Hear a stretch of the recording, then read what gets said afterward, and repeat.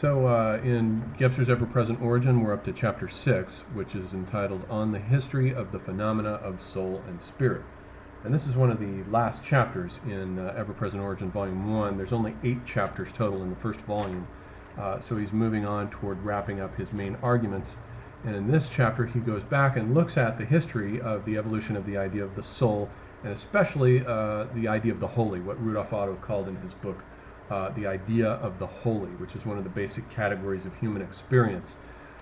What he talks about is this idea of the holy as the numinous, and the word numinous is derived from a Latin word numen, which means divine power. It's more or less the same thing as the Melanesian idea of mana.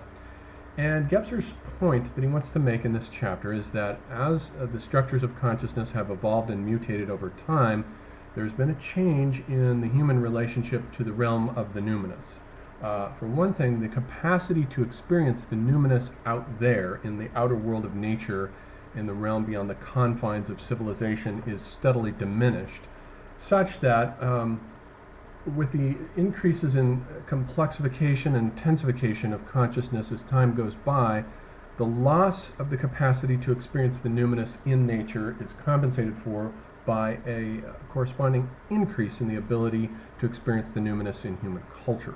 So we have art now in the higher consciousness structures, beginning, I suppose, with the mythical in the Bronze Age and the late Neolithic, to experience the numinous within the realm of human culture. He says, for example, that the way primitive man might experience the animal as a numinous apparition corresponds with our ability to experience the numinous when we're listening to a Mozart symphony, or reading a poem by Rilke or Hölderlin, or a great profound philosophical work by Leibniz, or something of that nature. So there has been an increase as civilization has evolved in experiencing the noumena within the realm of human culture, which now then begins to substitute for the experience of the numinous out there in the natural world.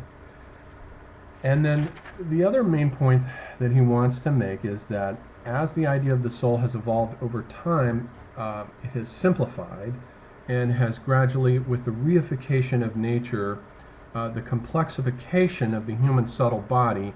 In some primitive tribes, for example, he points out that there's thought to be 30 different souls.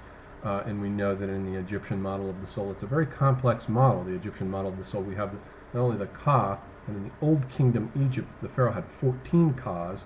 Later, he only has one Ka, one Ba, a Ku, Kaibit, Ren soul. The Ren soul is the name soul.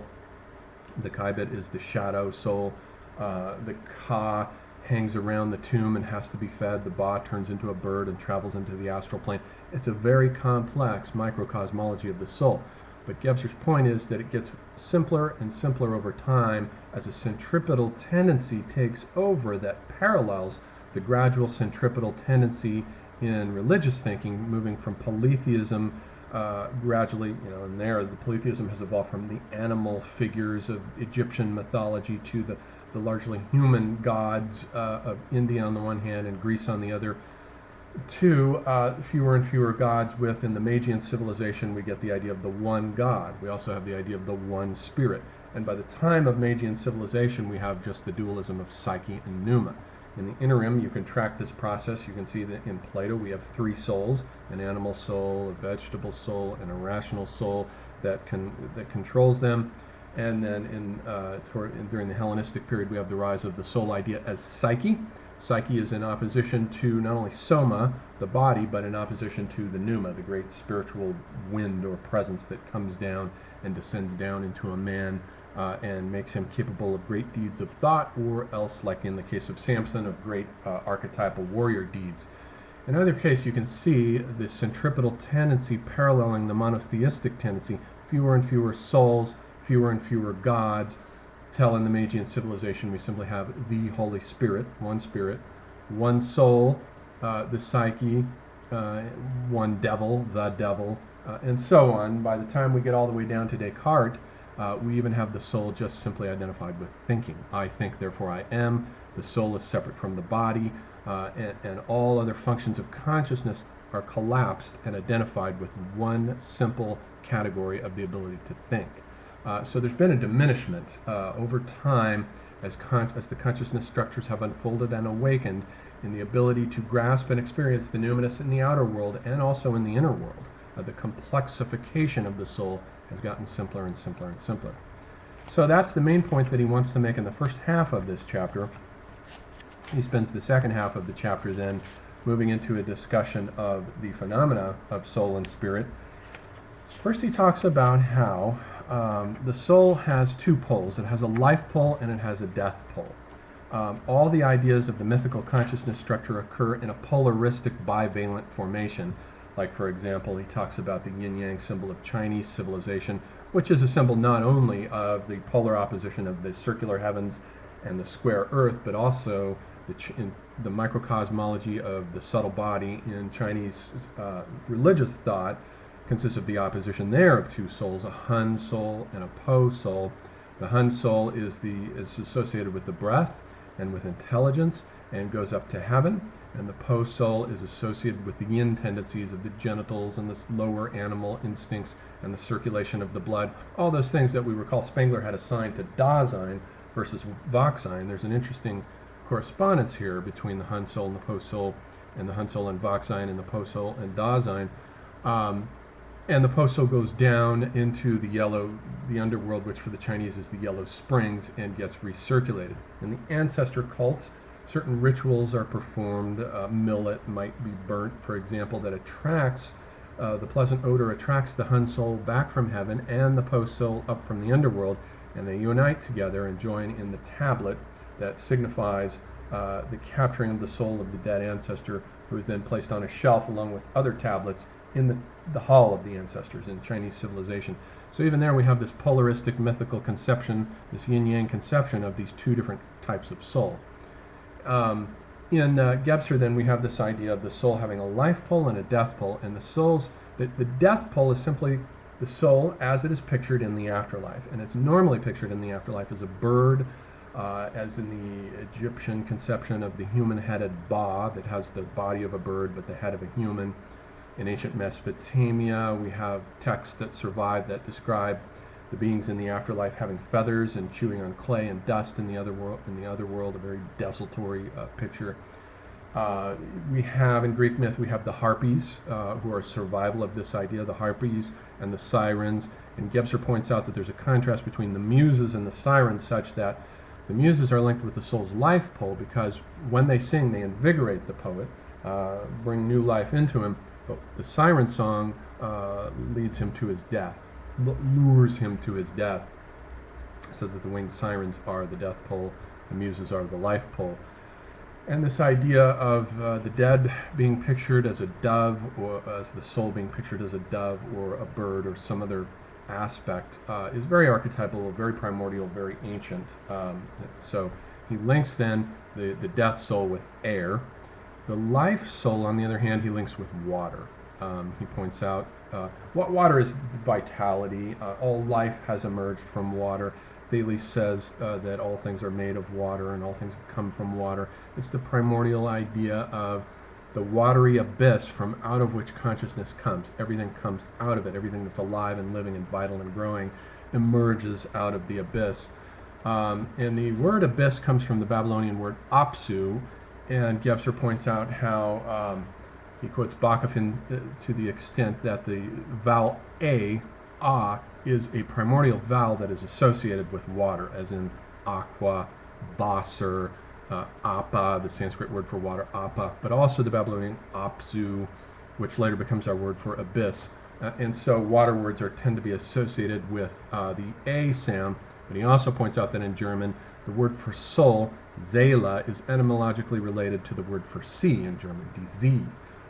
So there's a relationship between water and the living soul, the vital soul, the active soul.